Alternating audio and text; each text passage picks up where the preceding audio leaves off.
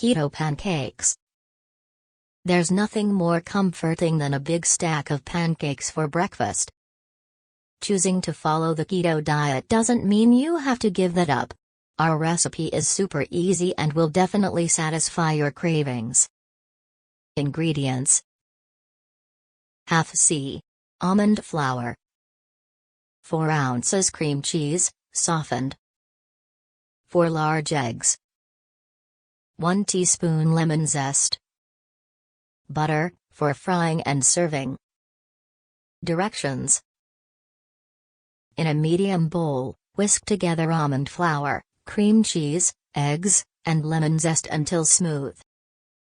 In a non-stick skillet over medium-low heat, melt 1 tablespoon butter.